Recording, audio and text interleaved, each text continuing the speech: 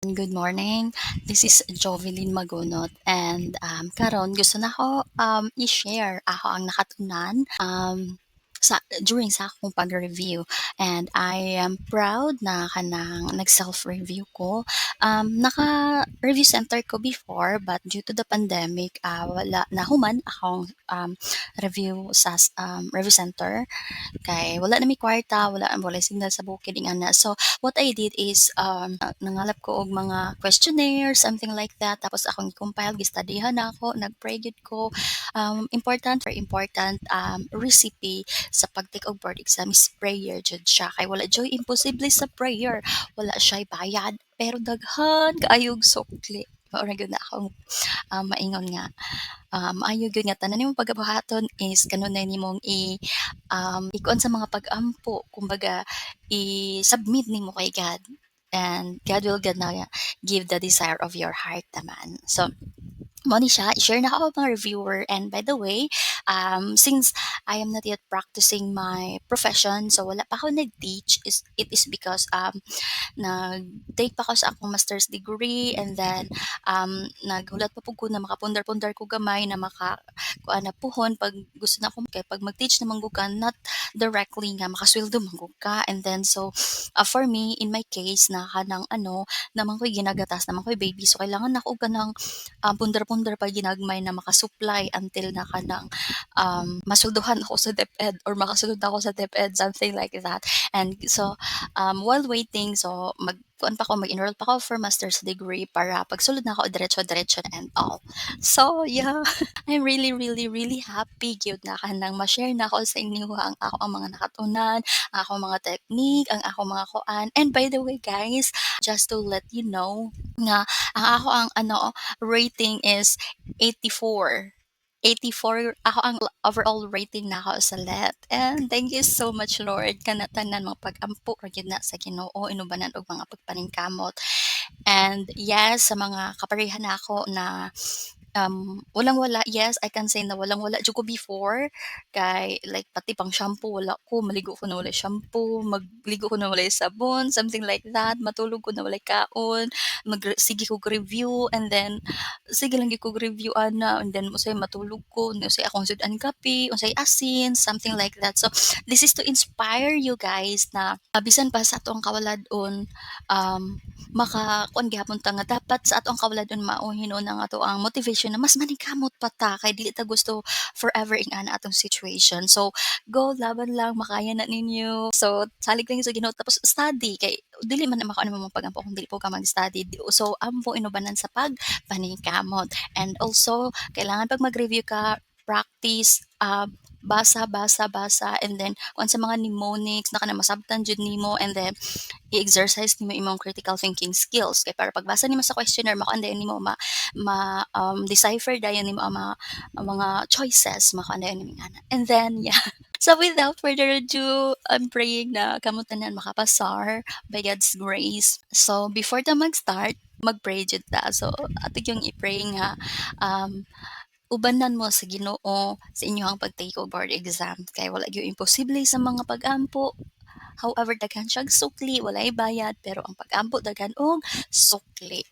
So yes, Jesus God, hallelujah, Lord Jesus God, labing balanog dalaygon nga Dios, ningtak na sa kabuntagon, O God. Aniya kami nagasangpit sa imong balaan nga ngalan, Lord. Tungod kay wala mi mabuhat, Lord, kung wala ka sa among kinabuhi, O God. Ikaw ang tanan, ang tag-iya sa kaalam, O God. Lord, aniya kami nagasangpit sa imong ngalan, nagatawag, Lord, sa imong ngalan, nagapangayo, Lord, ug langit nung kaalam nga gikan kanimo, Lord, nga Lord ang tanang makabasaan ni Lord, mo tatat gid sa ilahang huna, Lord, ug magamit nila sa panahon sa ilang pag-board exam, oh God. And bisan pa man, Lord, ako nga maga-share sa akong knowledge sa ilaha, Lord, giyahi ko tagay og langit nung kaalam nga mas mapadali nila masabtan ang akong i-share sa ilang nga mga idea, oh God, ang mga um, points, oh God, na akong i-share sa ila. Lord, ikaw gid ang tag-iya sa tanang kaalam busa Lord, nangayo mi Lord og giya nimo. Ikaw magatabang ka namo, magahanay, magaplastar sa tanan namong pagabuhaton, oh God. Lord, salamat sa katubagan sa pag-ampo, salamat sa imong kanunay nga maayo, oh God. Kining tanan Lord, akong ginatunol ang pagpasalamat, mga pagpasidungog, oh God, ug kining tanan ang ginabalik namo da sa halangdon nimo nga ngalan. In Jesus name we pray. Amen and amen.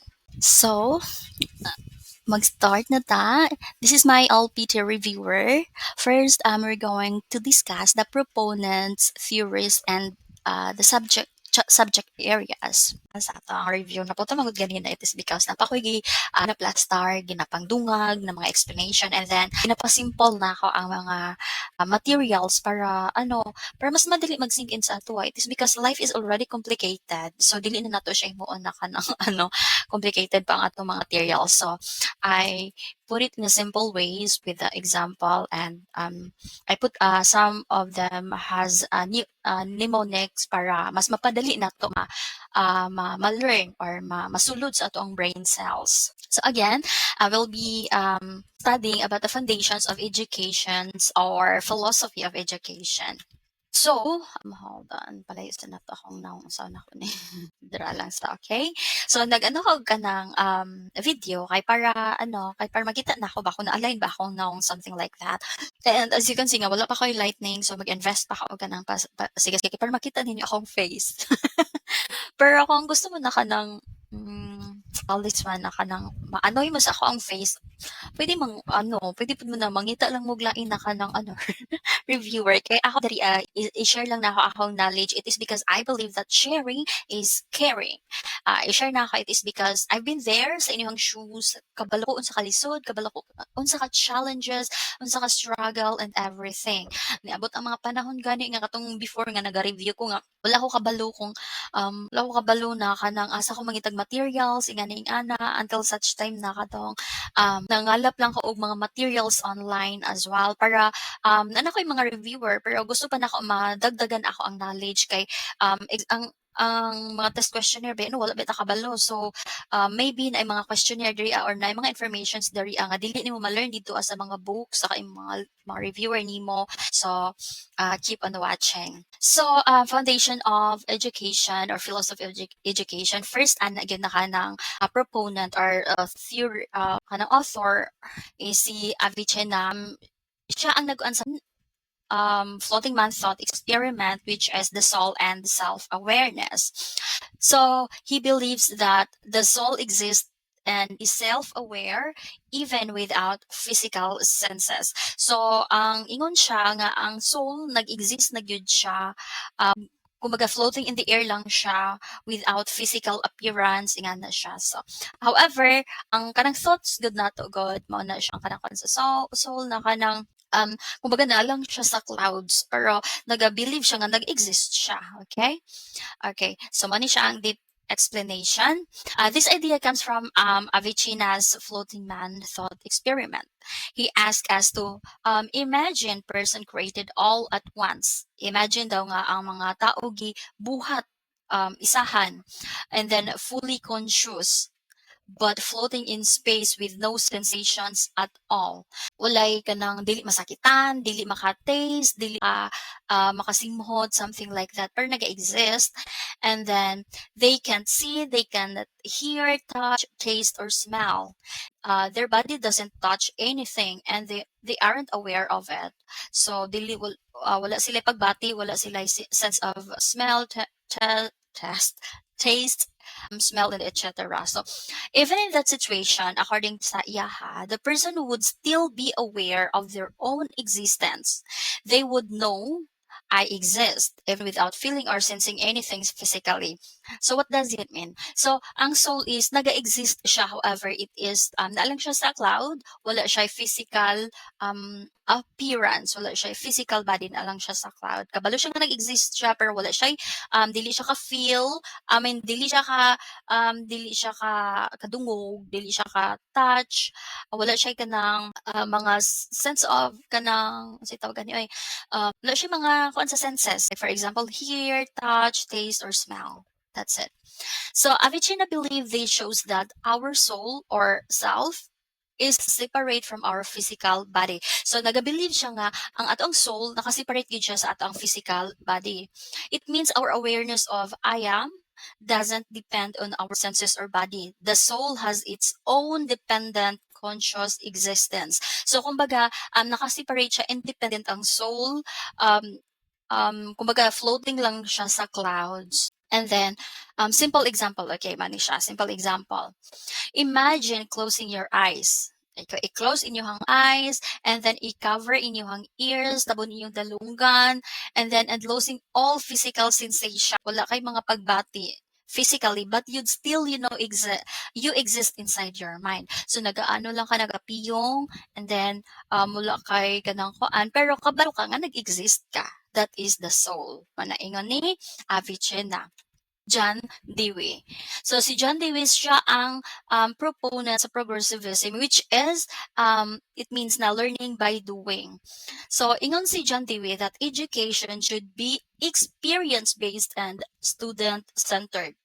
So, this idea comes from John Dewey, a famous philosopher and educator. He believed that students learn best when they are actively involved in real life, meaningful experiences, not just by memorizing facts from teachers or books. So, what does it mean? Si John Dewey nagabilib nga, mas best ang learning sa student if siya mismo maka-experience. Okay? Learning by doing. Like for example, if teacher ka sa TLE, gusto ka mag-teach og cooking, so ipa-experience nimo sa mga estudyante pag-slice unsaon pag timpla, something like that, na kana ma-taste nila na sila na sila panglasa na makuha nila kung unsaon ang process sa luto, ma-experience jud nila mismo kay para mas mag-sink in ang learning sa ilaha. Mao na siya ang theory ni John Dewey. So in Dewey's philosophy, learning should connect to the student environment. It is because if ang mga estudyante dili siya interested, dili sila maka-learn. So dapat as a teacher, you have to know the interest of the student.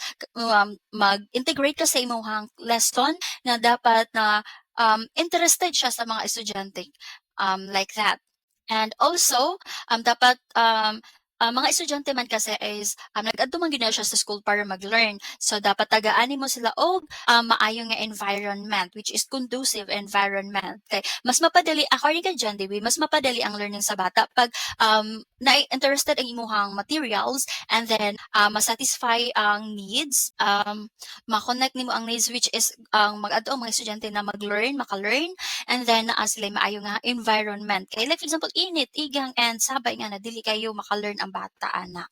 And then next, students learn by doing, exploring experiences. So mas mapadali ang learning sa mga bata if ipa-experience nimo sa ilaha, ipa-explore, magpa-experiment ka, and then mga reflections sa ilang mga experiences. Next, the teacher acts as a guide or facilitator, not just a lecturer. So since we are sa 21st century sa teaching, so dapat ang mga teacher dili na siya mahimong kanang sige lang gud og discuss, kun dili maging facilitator silang hayaan nila ang bata na kanang maka-experience, maka-explore, something like that. So, i-facilitate nila nga tuduan lang nga aniyon ang dapat buhaton, tuluan sa process, and then dili na kay sige lang og lecture. Next, the classroom should feel like a mini community where students participate, make decisions, and solve problems together. So, dapat daw ang classroom interactive siya, which is ang students na sila mode of participations, dili kay puro lang teacher, dili lang kay puro spoon feeding, kun dili dapat ang mga estudyante is maka-participate sila sa klase, something like that. Next, okay, here's the simple example, okay? So, as I said a while ago, na kanang gipasimplihan na lang na ako. Life is already complicated, so ipasimplihan na to. So, okay, example. Instead of just reading about planting, students go outside, plant seeds, water them, observe how they grow, and then discuss what happened. That's learning by doing, which is it's fun, memorable, and meaningful.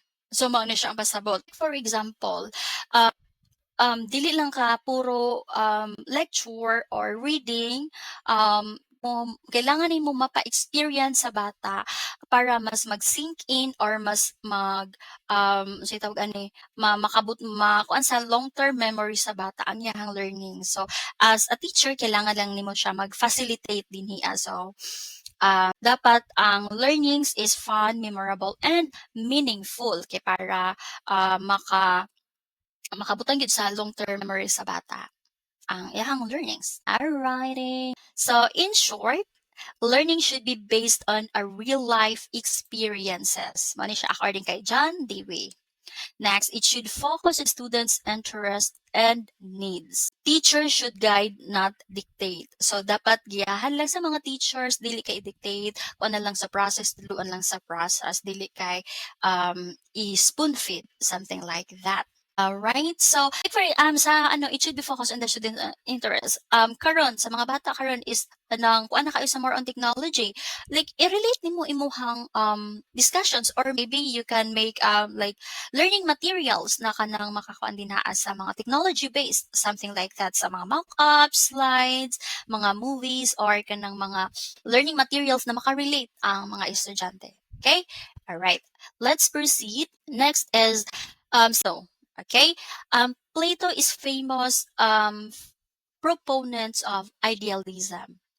According to Plato, reality is based on unchanging ideas. Education develops reasoning. Okay, what does it mean? So Plato believed that true reality exists.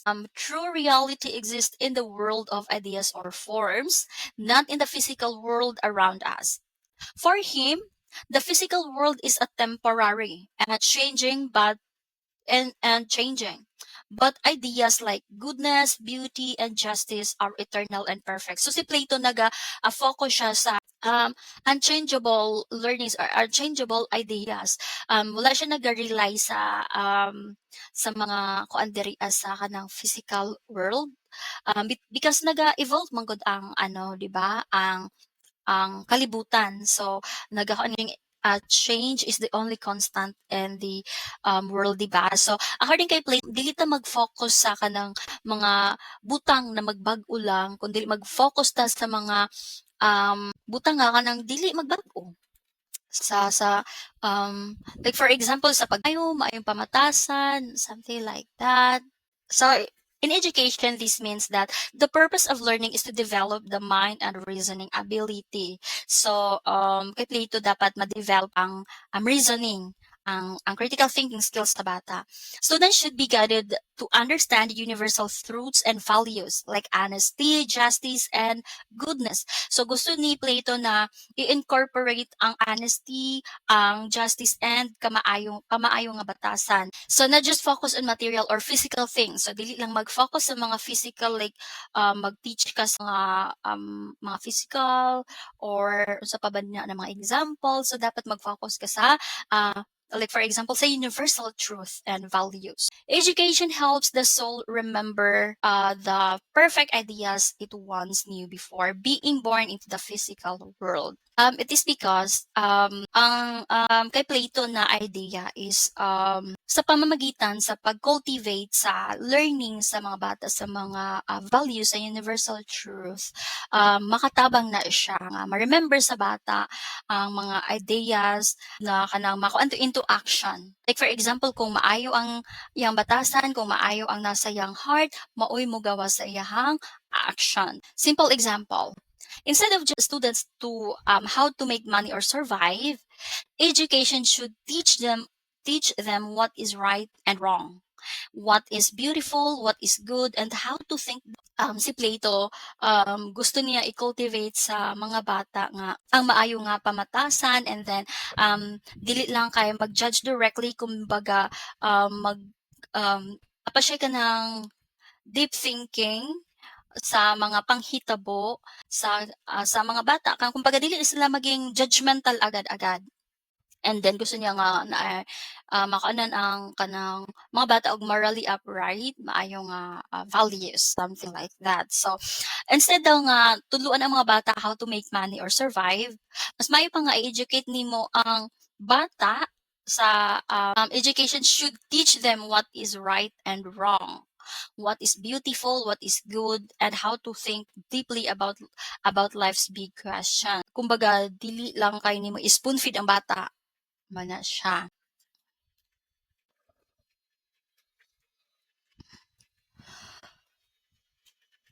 Kay, like for example, kung tagaan nimo og kwarta diretso ang bata, nay tendency na magsalig, 'di ba? So, instead of providing sa kanang, or money, or like nay katong kana kanang, don't give them a fish, rather teach them how to fish. Mao na siya nga kuan ni Plato. In short, para sa kay Plato, reality is based on eternal ideas. Education should develop reason and character. Nice kayo ang kanang ano ni Plato kay dapat ma-mold ang mga bata sa mga maayo nga pamatasan ug maayo nga reasoning skills. Next is to focus on universal values and moral education. Nice kaayo ni siya nga theory ni Plato. It is because naga-focus siya og cultivating learners through kanang having a good values, having a good moral character, something like that. Okay. Next one, Aristotle iyahang philosophy or iyang theory is realism. To see is to believe, man siya si Aristotle. Ngun reality exists independently. Education is grounded on what can be observed. Unchanging ideas, education develops reasoning. Sa kay Aristotle is to see is to believe. Dili siya mutuo, kumbaga contradict siya, na siya contradiction sa what they call this one kay Gatong first philosopher, hold on. Contradiction siya kay ano, okay, Avicenna. Avicenna kay nagakuan siya ng sa soul nga kanang nalang sa clouds, naga-float lang walay kanang sense of hearing, smell, touch, or something like that. Kumbaga na lang siya sa cloud, wala siya nag-exist. So kay puro ano-ano. Kay Aristotle, gusto niya nga kanang mutuo lang siya kung makita niya. So, ang soul, di man niya makita. So, dili siya mutuo. Something like that. And then, Aristotle believed that reality exists in the physical, material world around us. And it can be known through observation, experience, and reasoning. Unlike his teacher Plato, who focused on ideas, Aristotle emphasized the importance of studying the natural world and human behavior to gain knowledge. Si Plato, iyahang teacher, is nagakaan siya into kanang morally upright, like values, kanang kumbaga sa mga butang na dili makita. Si Aristotle naman is gusto siya o kanang mas ikuan nato ang mga bata sa mga makita nga mga learnings, kumbaga naga-exist. So in education, this means that learning should be based on facts. So dapat na evidence and real life experiences. Students should be taught about the physical world, nature, society, and practical skills. Education should aim to develop both the mind and body, promoting a well-rounded individual. So gusto man gud ni Aristotle nga dapat ma-develop ang bata mind and body. Gusto niya nga kanang well-rounded ang mga estudyante. The teacher's role is to train students to observe, think logically, and make wise decisions based on reality. Example, instead of just talking about courage as an idea, Aristotle would have students to observe brave actions in real life or read stories about courageous people to understand what courage really means. So si Aristotle nag-base siya og facts na evidence na instead na kanang mag-teach ka to have a courage, strong courage, i-teach lang nimo ang student to have a courage as an idea. Dapat i-expose nimo ang bata sa mga reality. Like for example, sa katong mga tao nga naka-experience og mga challenges sa life. Kumbaga na testimony, something like that. Ang gusto ni Aristotle. Okay, in short, Aristotle believed that reality exists in the physical world. Education should be practical, logical, and experience-based. And next is focus on developing both mind and body. Next is si Jean-Jacques Rousseau. Jean-Jacques Rousseau is famous proponent for naturalism. Education should follow the natural and development of that child. So, si Rousseau believed that education should follow the natural growth and development of the child.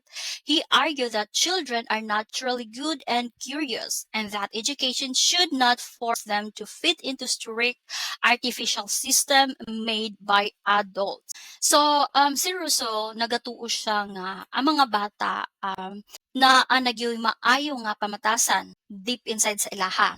Natural good and curious. Nag-focus siya more on naturalism sa bata. Sa Caruso's view, learning should happen in harmony with nature. So dapat incorporate ang nature sa iyaha. Children should be allowed to explore, experience, and learn from their environment. So that's why mga school karon is naga-cancel og field trip kay para ma-expose ang mga bata sa nature and then maka-learn sila. Education should respect the individual pace and interest of learner. So what does it mean? So dapat ang mga as a teacher, as a facilitator, kabalo ka sa pacing sa learning sa imong student. It is because not all of the students is a fast learner. Na iba na nga it takes a lot of process. So dapat respect daw nimo ang kuan and then the interest sa bata. The teacher's role is to guide and protect the child's natural growth, not control or mold it. So dapat ang mga teacher daw is i-guide nila ang natural growth sa bata, dili kay kanang i-control, something like that. And then simple example, so instead of forcing a child to memorize the lessons at a young age, Rousseau believed that it's better to let the child play, observe nature, and learn naturally through experience until they're ready for. So kumbaga dili mo pugson na kanang ang mga bata nga ingani, like for example as mama kanang ingani ba dapat ingani kanang ikuan gyud nimo kay kumbaga ipugos gyud nimo nga ma-learn niya siya bata in a fast way. So dapat hinay-hinayon daw ang bata, i-expose, ipa-allow siya observe, what they call this one, padulaon nimo ang bata, pa-observe the nature. So in short, according to Rousseau, children are naturally good and curious. Education should be child-centered and experience-based. Focus learning from nature and real-life experiences. Hold on, to be continued.